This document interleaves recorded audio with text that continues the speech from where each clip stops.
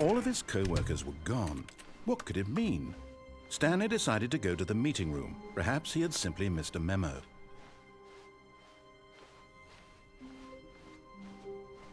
When Stanley came to a set of 2 open doors, this was not the correct way to the meeting room, and Stanley knew it perfectly well. Perhaps he wanted to stop by the employee lounge first, just to admire it. Ah, yes, truly a room worth admiring. But eager to get back to business, Stanley took the first open door on his left. Stanley was so bad at following directions, it's incredible he wasn't fired years ago. Look, Stanley, I think perhaps we've gotten off on the wrong foot here. I'm not your enemy, really, I'm not. I realize that investing your trust in someone else can be difficult, but in his eagerness to prove that he is in control of the story and no one gets to tell him what to do, Stanley...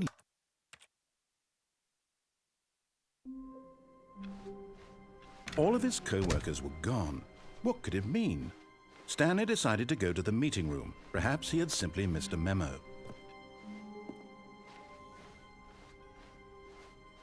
When Stanley came to a set of 2 open doors, this was not the correct way to the meeting room, and Stanley knew it perfectly well.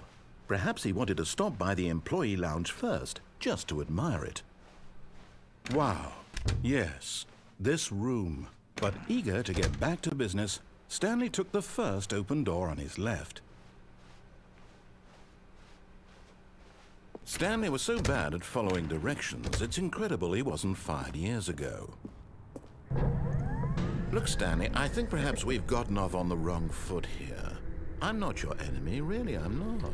I realize that investing your trust in someone else can be difficult, but the fact is that the story has been about nothing but you all this time.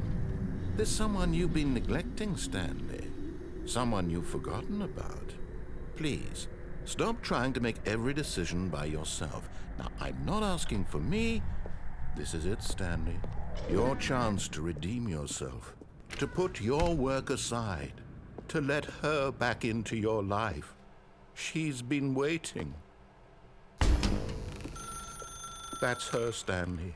Oh, no, you can't... Did you just unplug the phone? No, that wasn't supposed to be a choice. How did you do that? You actually chose incorrectly? I didn't even know that was possible. Let me double check. No, it's definitely here, clear as day. Stanley picks up the phone. He's taken to his apartment where he finds his wife, and the two pledge themselves to one another. Music comes in, fade to white, roll credits. Not picking up the phone is actually somehow an incorrect course of action. How is that even possible? None of these decisions were supposed to mean anything. I don't understand. How on earth are you making meaningful choices? What did you... Wait a second. Did I just see... No, that's not possible. I can't believe it. How had I not noticed it sooner? You're not Stanley. You're a real person.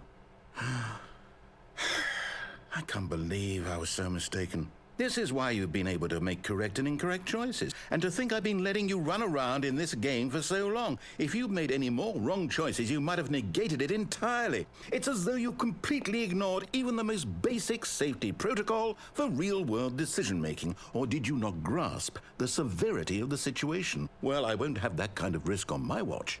I'm going to stop the game for a moment so we can educate you properly on safe decision-making in the real world. Please observe this helpful instructional video. Choice. It's the best part of being a real person. But if used incorrectly, can also be the most dangerous. For example, in this scenario, a hypothetical real person named Rupert has a choice. He could invent a machine that eliminates food shortages across the world to make life better for all people. Or he could spend years of hard work forgetting how to read. Which choice would you make? Remember that unlike here, the real world makes sense, and at no time should you make a choice that does not conform to rational logic. If you find yourself speaking with a person who does not make sense, in all likelihood, that person is not real.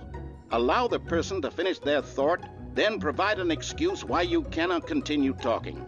Turn to a partner and practice saying, "My goodness, is it 4:30? I'm supposed to be having a back, sack, and crack."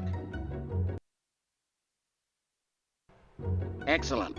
Making choices on a regular basis is the best part to a healthy decision-making process. Most medical professionals recommend making at least 8 choices per day. Do you make more than 8? Less?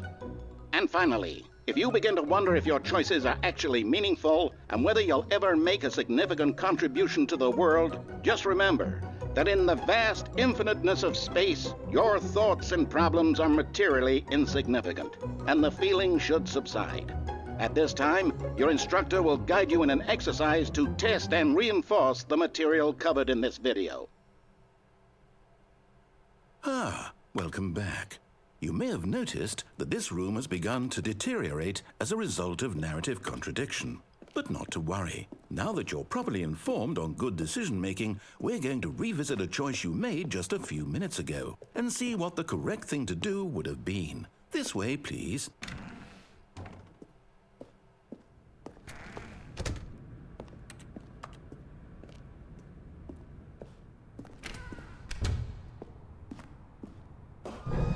Now that we know your choices are meaningful, we can't have you jumping off the platform and dying.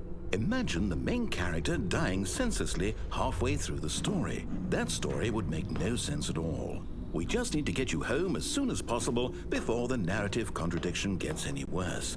Unfortunately, it seems this place is not well equipped to deal with reality.